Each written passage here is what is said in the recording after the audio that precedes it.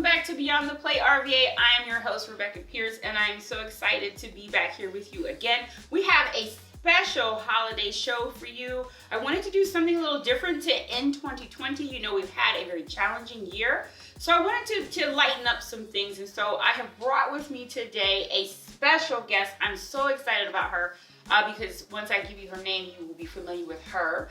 Ladies and gentlemen, I want to introduce to you Denise Bell. Hey, Denise. Hi, Rebecca. I'm so excited to have you here. Here's what we're doing. Denise is not only my esthetician. Many of you, when you see the credits, you see my lovely makeup. The lady that's been primarily responsible for that has been Denise. She is a licensed and certified esthetician. And so today, I want to show you something else that Denise is good at that you might not know, and that is fondue. Oh my gosh. So we're gonna like get into all that about what all of this is, because honestly, as I've told Denise before, I'm from the hood. I don't know nothing about no fondue. I don't know what it is. I've never heard of it. So we want to show you how you can not only learn something new, but spice up your holidays. So Denise, what in the world is all this? What do we do? We have here a variety of fondue pots. Okay. Yeah, fondue became really popular in this country and other countries in the 70s. Ooh. But the story of fondue actually goes back maybe 500 years. 500 years. Mm-hmm. Okay, wow. Yeah, and it originated in the Alps in Switzerland. Okay. Mm-hmm. And it started to gain popularity at the end of the First World War. Okay. And at the end of the First World War, when Europe was collapsing, Mm-hmm. Switzerland was still strong. Yes. And their cheese was distributed to a number of countries in Europe. Well, because of the collapse of the economy, Switzerland all of a sudden had an overabundance of cheese. Oh, wow. Okay. So because they had an overabundance of cheese, they had to figure out a way to distribute the cheese. Okay. So there were a few people from the major manufacturers of the cheese companies that came together, formed a cartel, and they said that... Not the mafia cartel. No, this is actually Yes. the Swiss cheese cartel. Swiss cheese cartel. Wow. Okay. So the plan that they came up with was they were not going to compete with each other. Okay. They were going to work together as a group, and they did. Unfortunately, when they worked together as a group, they started limiting the production of cheese from other companies. So the smaller cheese manufacturers were not allowed to make cheese. Oh, okay. It was wow. just a small group of people that produced cheese. So that became such a big thing. In the 70s, there was such a buzz about no one being able to produce Really? and sell their cheese on the market until it actually turned into a lawsuit. Oh, wow. Okay. And- Ooh, history lesson. Yes. I didn't know that. Okay. And before it went to court, this small group of people decided to do some slick advertising and marketing. So they got some really hot little Swiss people to wear outfits, and they were like partying it up, and everybody was eating cheese from these pots. Oh, Yes. And the advertising and marketing was so creative until it got the attention of everybody around the world.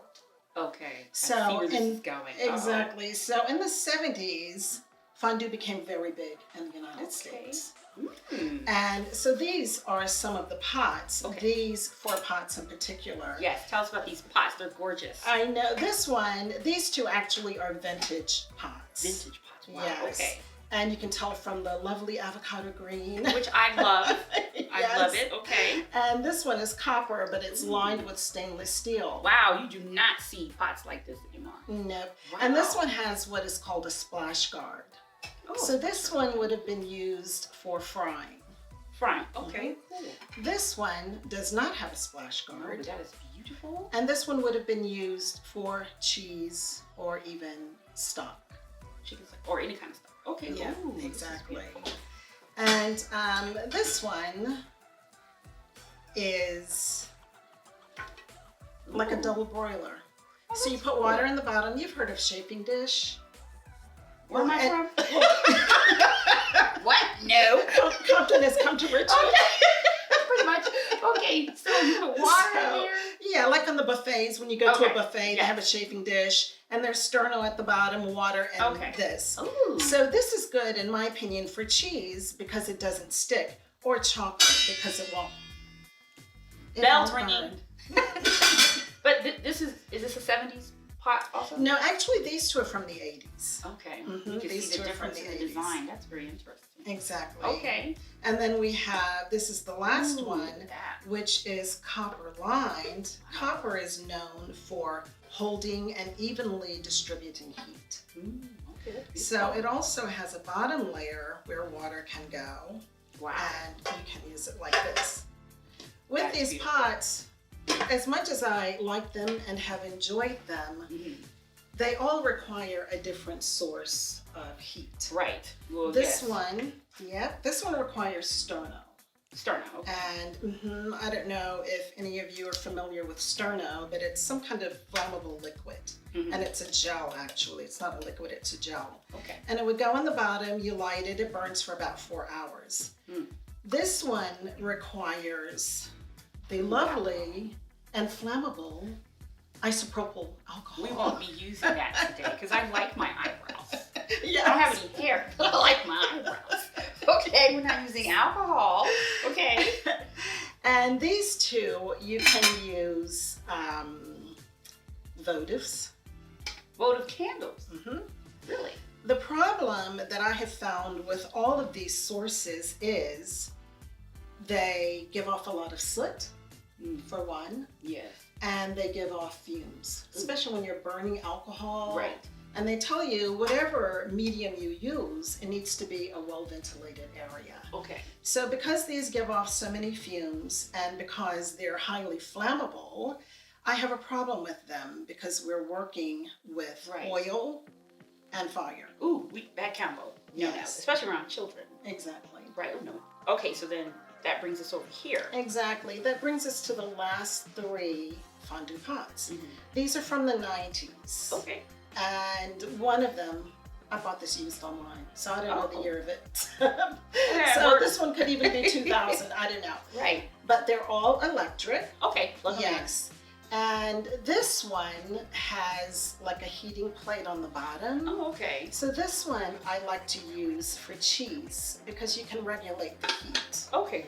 Yes, because I see these have temperature gauges on them. Yes. So when you plug, so it's like the deep fryer, like the old school deep fryer. You plug it in, Exactly. has temperature on it. Okay, I like that. Yes. All right. And the last two, these have splash guards. That's what those are. Okay. And it also has an indentation where your fork rests. Fork. Yeah, the fondue fork. Okay, And- that's something I didn't know either. Yes. So I'll We have show fondue you those forks. in just a minute. Okay, yay. So my favorite pot of all, this is like the most important one of all. Ooh. And this is the chocolate pot. This is for She dessert. said the magic word. Chocolate. Yes. So this I one, like that. a votive goes in for this one. So- These are really literally votive candles. Yes, they are. They're votives. How long do they, heat? I mean, they really heat well? They're really good. You know, it heats well enough if you heat the chocolate Mm-hmm. beforehand. Okay, and This- then just keep it. It'll keep it. It will. It'll maintain the Oh, temperature. wow. But don't get a Yeah. scented one. Just a regular one? A regular one. Okay. Yeah, just a And just regular put it in there. unscented. Yeah. That is So it's- adorable. Yeah, that's a little I like cutie. that. Oh my gosh. Okay.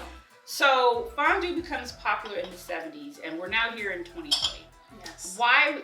Let's talk about why we're doing this for the holidays. What is like the thing that makes this perfect for a small gathering, whether you're celebrating, you know, the holidays or a birthday or an office party? Why would we want to do fondue? What? Because it seems like a lot of work, but you're going to tell us more about that. But what makes it an attractive event to have? What makes fondue attractive is you do all of the prep work in advance. Yes, and we've done a couple things in advance today. Yes. Right? Okay. And by doing everything in advance, when everyone arrives, when all of your guests arrive, you can spend all of the time with your guest. Oh, instead of in the kitchen slaving like a Hebrew Exactly. slave. Okay. And not only that, but you get to dress up and look cute and not smell like food. Oh, that's always a good thing to dress up and be cute. Yes. Like my lovely makeup today. My Russian sable cheeks. I could show you all. Yes. Okay, And I your love cinnamon that. honey lips. And my cinnamon honey lips. Yes. Okay, I love that. Yes. That's a good idea. And this is something also though, and we can talk about that's economical. So let's talk about some of the items that you purchased for this, because how expensive or how affordable, because we work really hard in the show to try to show affordability for items. Yes. How, like, what are the items that you put with the cheese and how much is it? Like, tell us the process for cooking. What it all Yes. So what we're going to do today is we're going to have an oil, a cheese, and a broth. An oil, a cheese, and a broth. Okay, so let's... And we'll have 3 items. We're also going to have vegan options. Okay. And we will also have, in addition to the vegan options, regular options. And what makes it really attractive is if you're catering to a group of people with diverse backgrounds, you can season the meat, the seafood, whatever it is you're using to accommodate that particular ethnicity. Okay. Right, so which meats are we using today? We're going to be bringing them out shortly. Which meats are we using? Yes, and so before I talk about the meats that we're using, with what I purchased today and with what has been prepared, you can do a fondue for a group of 10 to 12 people for under $70. Oh. And that's using USDA ribeye. Also, shrimp, like a 16-20 count shrimp, which means you get 16 to 20 shrimp per pound. Okay. So they're a nice size. And the shrimp is farm raised. Farm raised shrimp. I'm sorry, it's wild. Yeah, it's wild. It's not farm raised. Okay, wild shrimp. Yes. Okay. So in addition to that, we're going to have chicken. Always chicken. Yes, and I did strips for people who like chicken strips. Ooh, but I also did nuggets for people who like chicken nuggets. Okay, see, that's like way too complicated for me. I'm just gonna cut up some chicken and just grab what you can. But you could do strips or nuggets. Yes. And we're talking about chicken breast that you're cutting up, right? Actually, I'm using thighs. Really? Thighs? Okay, Yeah. great. That's different. I Never know. heard of that. Yeah, the thigh meat is denser and it stays moist longer. Wow, So okay. for a fondue, it works really well. When we prepare the shrimp and the chicken, we're going to use a tempura. A tempura is a Japanese batter. Okay. And so we're going to dip it in that and then in the oil. So in addition to the meats, we're going to have broccoli and cauliflower. We're going to... Okay. Broccoli and cauliflower, okay. Yes. We're going to have baby potatoes. Ooh, I love potatoes, starches. Yes, and corn on the cob. Way to go, my lip gloss. Yes. You can take the little niblets. Oh, the niblets. Oh, we're going to have niblets. Okay, I love it. Yes. All right. So, are we ready to get started on that? I think we're ready. We are. So let's get the food out, and as you're getting it out, I'm going to be nosy, of course, and I'm going to ask you a couple other fabulous questions. Sounds good. Yeah. Okay, so we're back, and Denise, you are making the tempura batter. So tell us how you made it. It's a cup of... It's a cup of flour, all-purpose flour. You don't want to use self-rising. Not self-rising. Yeah, not self-rising. Okay. Yeah, all-purpose. And to the cup of flour, you add a half a cup of cornstarch. Cornstarch, okay. And as your liquid, you can use a number of things. You can use sparkling water, unflavored. You can use beer. Some people use beer. Okay. I use water because whenever I've used sparkling water or I've used beer, my batter goes flat, like halfway through the event. And we don't want that. Exactly. So I use water and you just mix it up. Okay. You want to mix it to where it's a lumpy consistency. Okay, so you do want it lumpy. Okay. You do. You want it lumpy. Not smooth. Exactly, not smooth. And the lumps will break up and dissolve on their own. Okay, see, because my OCD was like, get rid of the lumps. Oh, yes. Yeah. But you need the lumps, actually. So, yeah, so you'll use, and then you just put a little bit of salt. With this particular mixture, you'll use I used about a half a teaspoon of salt. You can use a teaspoon of salt, but I've already marinated the meat. Right. So you don't need a lot of Exactly. The marinade has Right. salt in Already it. in it. So Now, that's not regular salt, Denise. Tell us, what kind of fancy salt is that? that fancy salt is, shall I grab it from the cabinet? Should we go to a, We should go to a cabinet. Or you could just tell, because you just said, I asked you what seasoning you put in. You said just a little salt, right? So I'm thinking regular table salt. Yes. But you didn't use regular table salt. No, this is a Hawaiian lava salt. Hawaiian lava salt. Yes. Okay. Is this something I can go to Whole Foods in the specialty section and find? Probably not. Okay. But you can use any kind of salt, though. Yeah, you can use any kind of salt. I use Himalayan salt. I use the lava salt. I use these different salts because they have trace minerals that you can't get in other salts. And also, these salts don't have iodine. Okay, yes, very true. The iodized salt is good, but for regular cooking, I like to use these more salts. exotic. Okay, so can you use a kosher salt? Yeah, kosher salt works. Great. Also. Wonderful. All right, let's get to it. Great. So, Denise, so we put the broth, you did veggie broth in here. Yes. All right, we have that little veggie broth going. So what's the temperature that we need to put this on? Veggie broth between 250 and 275. If it's over 275, it'll boil over. And we don't want it to boil. No. Okay, and then what about the oil? This pot has the peanut oil in it. Yes. And how long, or what temperature? Peanut oil, the smoke point for peanut oil is around 450 degrees. Okay, can we use vegetable oil or? Vegetable oil, actually, the smoke point is too low. Oh. Because when you're doing tempura, you want to cook it hot and fast. Hot and fast, okay. Yes. So you can have this up to 450. If you have like 6 forks in there at one time, you may want to turn it up higher so that it maintains a good cooking temperature. But if it's just a couple of forks, you may want to turn it down to like 400. Okay, and then so in this pot we put in, you said a tablespoon of the liqueur. Yes. With black currant, right? Exactly. And then you put your cheese in there. And so what is the temperature that we want to have this pot on? The temperature in this will be around 200, maybe up to 250. Once again, it depends on how many forks you have in at one time. Because with every fork that you put in, it brings the temperature down a little bit. Okay, and this we've already put in the fromage, the cheese. Yes. And so we're letting that cool. And then over here we already have our melted chocolate. Yes. Which is, you said, is a vegan chocolate syrup. Yes, it is. Yay! So we have 2 vegan choices, 3 actually. Some vegans don't want to share an oil that meat has been cooked in. Okay. In that case, you can have 2 different oil pots. Okay.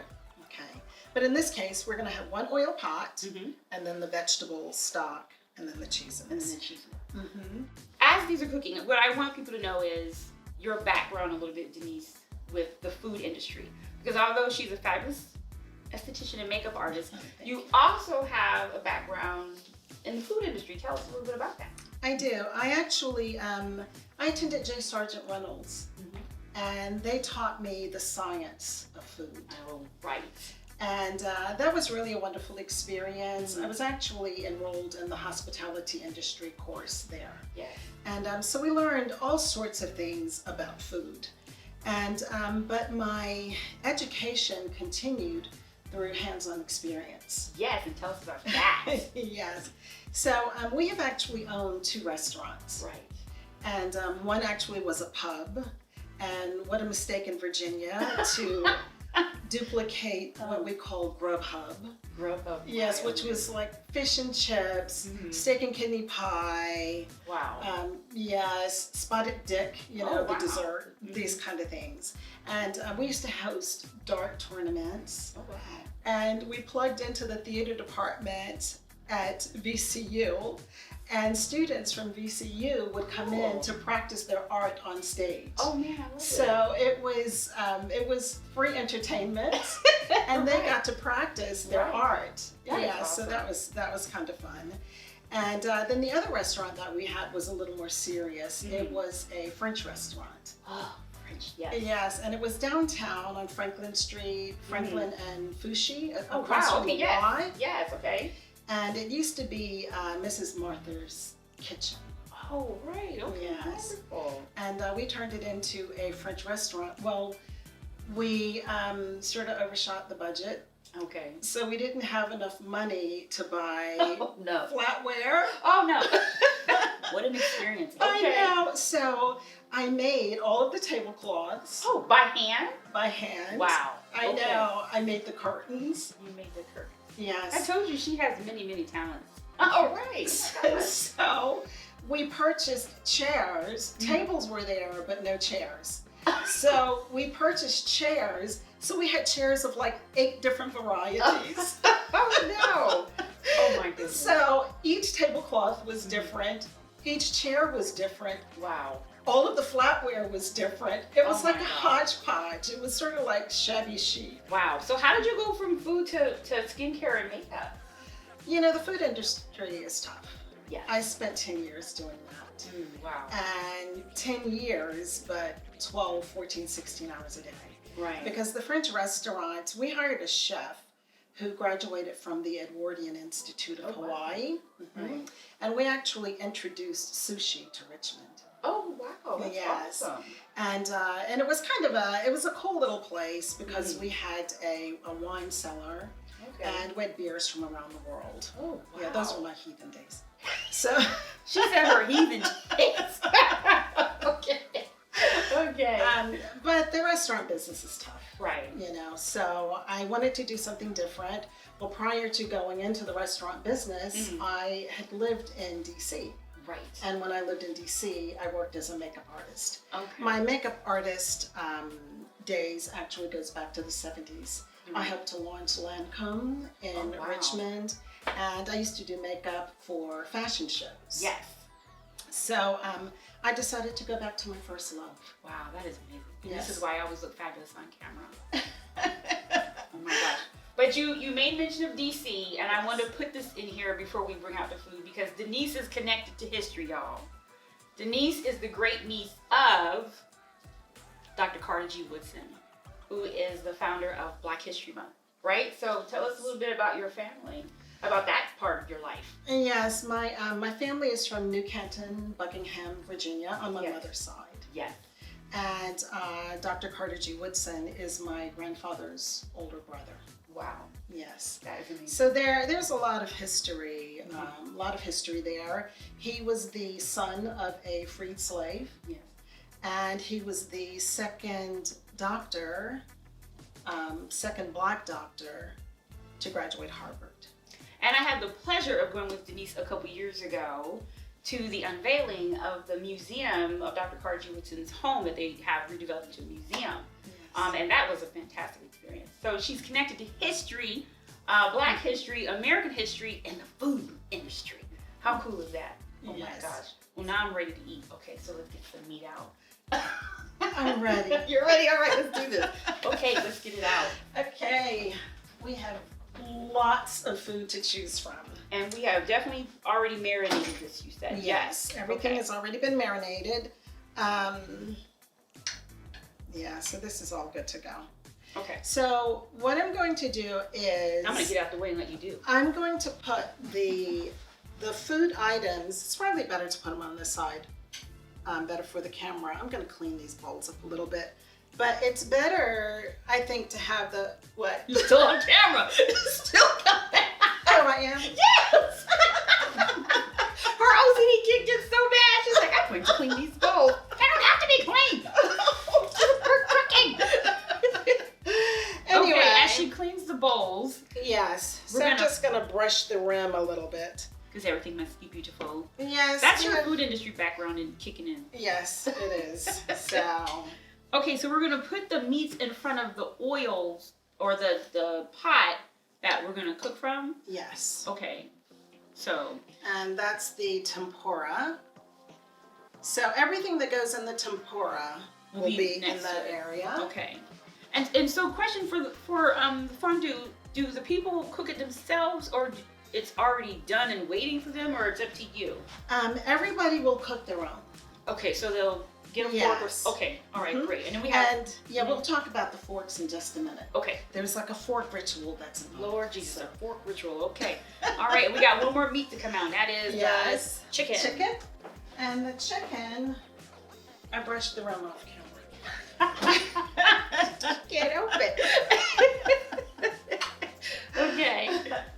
And next I'm going to bring out the vegan selection. Okay. And I'll place that on. Okay, good. That's the vegetables, right? Yeah. And for our vegetables, we have the Vegetables we have. ooh, pretty purple potatoes. Yes. Wonderful. Look at that. Ooh. And everything is pre-cooked so that you can put it in the broth for a few minutes to heat, and you don't have to leave it in for a long time to actually cook. Okay, what is that? These are meatless meatballs. And I won't be eating that. Oh, you have to try. Meatless? Yes. I saw that. I was like, that don't look like regular meatballs, y'all. I'm here to learn. I'm here to learn. Okay. And then, The cauliflower and broccoli. yes. Okay. Are these fresh or frozen? Not frozen. Frozen retains too much water. Okay. And if you put it in the oil, it'll splatter. Ooh. If you were just going to put it in the broth, it would be okay. Okay. But this actually is wonderful in tempura. I was just thinking, I was like, is she going to put that in the tempura batter? Yes. Okay. Yeah, that's wonderful in tempura. Oh. These are crab balls. Oh, okay. And I prepared these to show the challenge of cooking something that is not of a solid consistency. Okay. And we'll get to that in a few minutes. Right, now these are regular meatballs. I will be eating those. Okay, wonderful. And finally, these are, ooh. These are vegetables. More More vegetables, veggies, but yes. these are aromatics. Okay. So I put all the aromatics in one dish. Ooh, I can smell it too. So And rich. yeah, so it's Vidalia onion with red and orange pepper. Oh gosh, that is strong. That's pretty. And it's fun because you can use the onion dipped in the tempura, coated in breadcrumbs, and fry it, and it's like the blooming onion that you Oh get yeah, I at was these gonna say onion restaurants. rings. Oh wow. Yeah, yeah. Or you can skewer the onion with the chicken, or skewer it Right. with the beef and the pepper, I like that. and fry it, and it's like you have steak with pepper and Oh, onions. that's a good idea. Yeah, so. Oh my gosh, I'm excited. I'm like ready to eat. And one more thing, I know I'm terrible. I'm so impatient. that's okay. These are dumplings. Oh Lord, you went. This is way over the budget. Well, you won't have to cook at home for a day I or will not be so. cooking. Ooh, what kind of dumplings? It's actually Thai basil dumplings. You did not make those. No, I didn't. Okay, I was getting ready to say. Okay. I'm not that good or that Okay. ambitious. Okay, Thai basil. Yeah, so these are Thai basil dumplings. And these can go in the broth or in the oil. Okay. They're really good fried dumplings. Okay, love So that. we'll have that. Oh my gosh. Okay, and so we're back, and as you can see, we have the table all laid out. But before we get into our final adventure, I want to know a little bit about the sauces you just laid out. Yes. So the sauces, we have 4 different sauces. And as I mentioned before, because we live in such a diverse time and people with different backgrounds, it's good to have sauces that represent the different backgrounds and to accommodate the different varieties of food. Right. So we have a dipping sauce for the dumplings, Okay. and it's soy with sesame seed oil and a little bit of wine. Okay. We have a marinara for the meatballs or for the steak, you know, whatever you want. Okay. This is a barbecue sauce. There's an interesting story with the barbecue sauce. Okay. One of the chefs that we hired was from Buckingham Palace. Ooh. And several of his recipes I held on to. Okay. And this is one of the recipes. Wonderful. And this last sauce is salsa verde. It's a Okay. green salsa. And that can go in any of the dishes, I guess? Yeah, really the meatballs, if you wanted to have, you know, because you can fry the meatball, you can dip it in the cheese, and then you can put the salsa verde. Okay. And it has sort of like a Mexican flair or a Spanish flair. Oh my gosh. Okay. Yes. So we have everything that you want. We've got our vegetables, we've got our meats and our chicken and our aromatics and our bread and our pieces. And are we ready to go? Yes. So we'll talk about the forks Yes. a little bit. Because I don't know anything about those. Those look like, I don't know what they look like. But so when you need doing, it for fondue, right? Yes. Fondue, okay. So when doing fondue, you use forks. Not regular forks. Yes, these are fondue forks. Fondue forks. So each person will have a different color. Oh. So, and the color is on the end. So Okay. here we have orange, yellow, blue, we have green and red. Mhm. And your fork is your fork. You don't eat from these forks. You use the fork to pierce the food, to cook it. Oh. And then you use a smaller fork to remove your food from the major fork. Oh, okay. And this is what you eat. Oh, wow. Yes. This is a skill that I don't have. But we're going to learn today. Yeah. Oh, cool. That is wonderful. Where do you, so you really, if you're really going to do fondue right, you need to invest in a set. Yes. Getting these materials. Exactly. Okay, and then the party can begin once everybody picks their colors. Yes, and one more thing about the forks, because we have a vegan audience, Mm-hmm. I have special forks for vegans. Oh, that's cool. So it has, you know. Oh, right, they So did their that's own it. little unique one as well. Exactly. Oh, I love that. And one last thing about the forks, Whoa. this actually is a meat fork. So you can use this because the meatballs are thicker. So you need Right. something that can pierce it all the way through. Okay, that's interesting. And it is inevitable that Mm-hmm. food gets lost in the pot. So it's good to have a slotted spoon. Oh, okay. So To that you dip can it out. retrieve whatever. Oh, that's a good idea. I would have never thought of that. And then lastly, I have these dishes I love these. because you need a place to rest your fork. Once you're cooked with it, you don't want to put it back with the clean forks. Mhm. So you can rest it on here and you come back and get it later. Okay, because everybody knows whose color is who. Exactly. Oh, that's a good idea. Yeah. Okay, oh my gosh. All right, so let's do an experiment. Let's dip. Show me how we start. Okay, so what's your color? Blue. Okay, you're blue. Always All blue. right. So I'll get you started with a couple of blue Ooh, forks. so mine are blue. Look at that. And I'm going to be orange. Okay, she's Okay. orange and I'm blue. So what we're going to do, let's do something simple first. Yes. Let's start with the bread. Okay, so we So you poke the pierce bread. it Okay. and you just put it in the cheese and you swirl it around. Ooh. Yes. Put it in the cheese and swirl it around.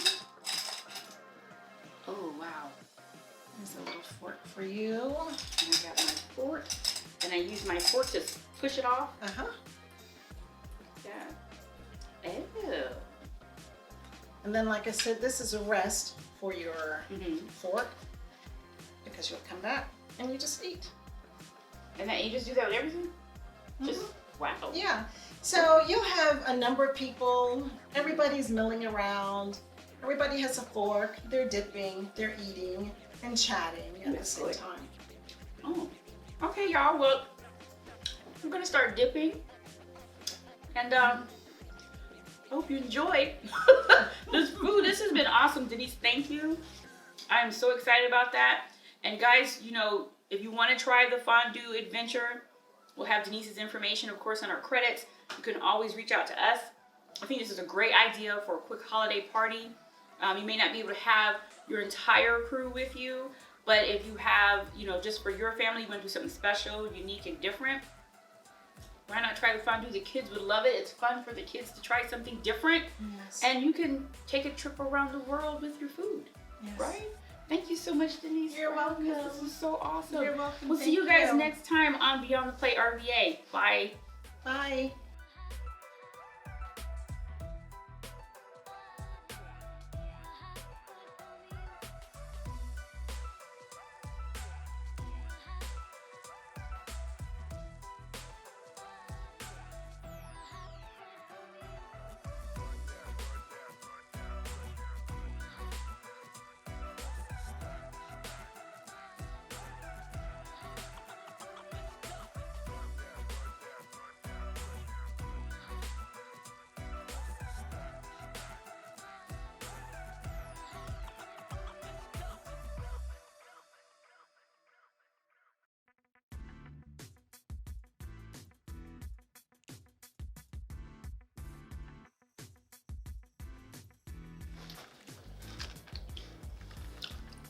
Oh, that's good. That's good. I never thought about chocolate and pineapple. Yes. Oh, that's delicious.